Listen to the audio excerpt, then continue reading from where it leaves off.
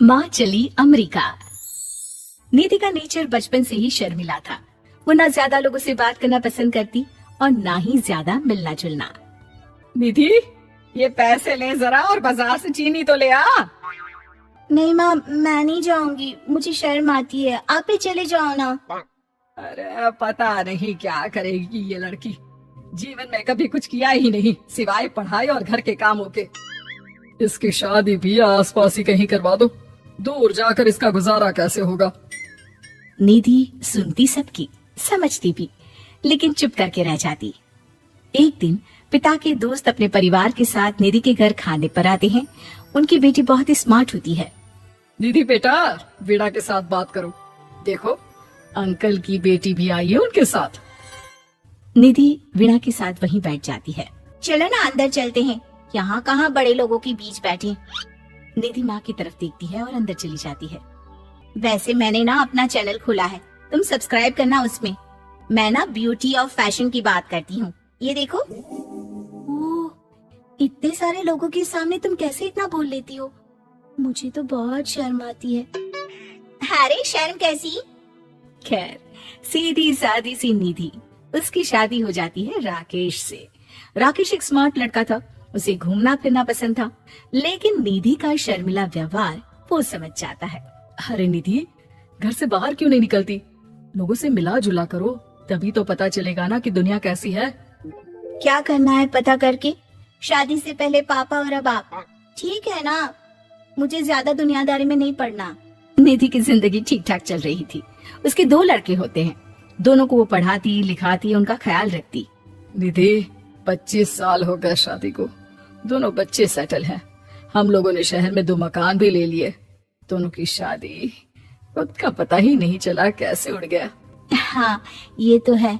मैं खुश हूँ, जिम्मेदारियाँ आती रही, मैं निभाती रही, और क्या चाहिए। देखो, मैंने सोचा है कि अब हम लोग अमेरिका जाकर रहेंगे। यहाँ की जिंदगी तो जी ली, वैसे मुझे वहाँ बहुत अच्छी नौकरी मिल रही है। मैं कैसे चलूंगी? मुझे वहाँ का कुछ नहीं पता। अब तो जानते हैं ना कि मैं घर से बाहर ही कम निकलती हूँ। अरे तो क्या हुआ, वहाँ भी घर में ही रहना है ना, मैं हूँ ना, नौकरी करूँगा। निधि मान जाती है और पति के साथ अमेरिका चली जाती है। माँ, तुम्हारी बहू को बच्चा होने वाला है, तो क्या तुम 2 महीने के लिए यहाँ आ सकती हो? मुझे तुम्हारी बहुत जरूरत है, मैं टिकट भेज देता हूँ। हाँ हाँ, ये तो बहुत खुशी की बात है। मेरा भी मन सबसे मिलने का कर रहा था, पर क्या माँ पर? अब मैं आऊंगी कैसे? पापा से बात करती हूँ। देखो माँ, प्लीज बहाना मत बनाना, तुम जानती हो ना इस वक्त में मैं किसी पर भरोसा नहीं कर सकता हूँ। निधि पति को सारी बात बताती है। क्या आप भी चलेंगे? निधि, आने जाने में बड़ा खर्च हो जाएगा, ऊपर से मुझे यहाँ छुट्टी नहीं मिलेगी।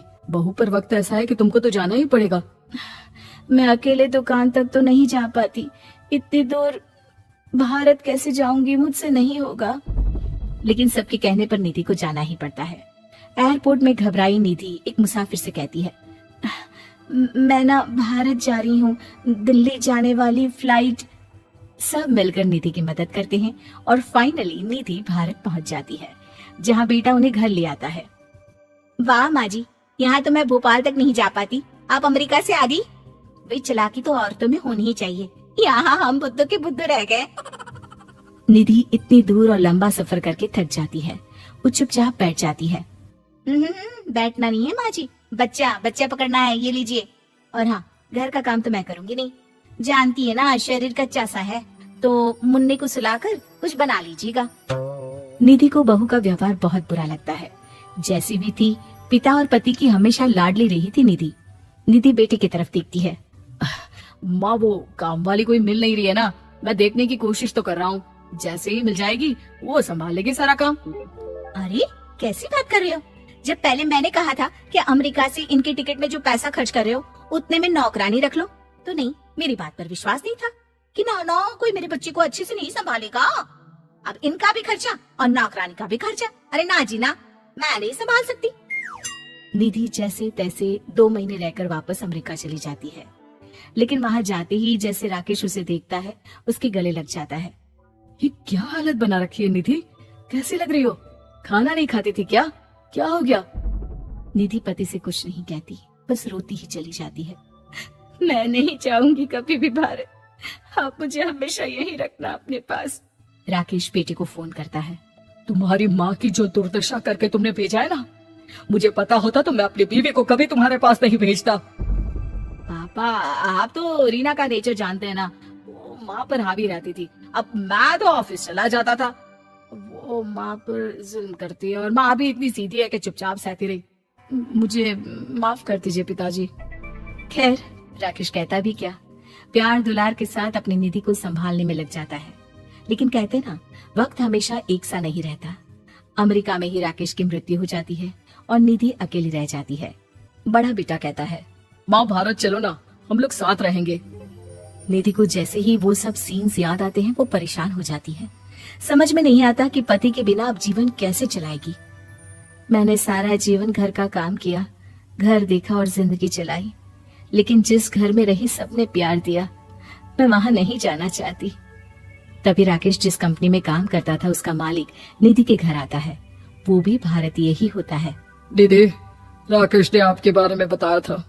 जब से आप भारत से लौटी थी उसे आपकी बहुत चिंता रहती थी, इसलिए उसने मुझसे कहा था कि कभी अगर वो ना रहे तो मैं आपको ये पैसे दे दूं। और हाँ, हम लोगों की कंपनी में आपके लिए नौकरी भी है। निधि पति के पैसे देखकर मन में तसल्ली करती है और नौकरी के लिए हाँ कर देती है। अरे पागल है क्या माँ, कैसे नौकरी करोगी? ये अमेरिका है, दिल्ली नहीं। वहाँ तो तुम घर से निकल भी नहीं पाती थी, यहाँ कैसे? मेरे पति, मेरे पिता मुझे खुश देखना चाहते थे। वो लोग जब तक थे मुझे किसी चीज के लिए ना फोर्स किया, ना कभी कमी होने दी। पर अब मुझे जीवन जीने के लिए घर से निकलना ही होगा। बेटा, तुम तो अगली फ्लाइट से भारत लौट जाओ, मैं यहीं खुश हूँ।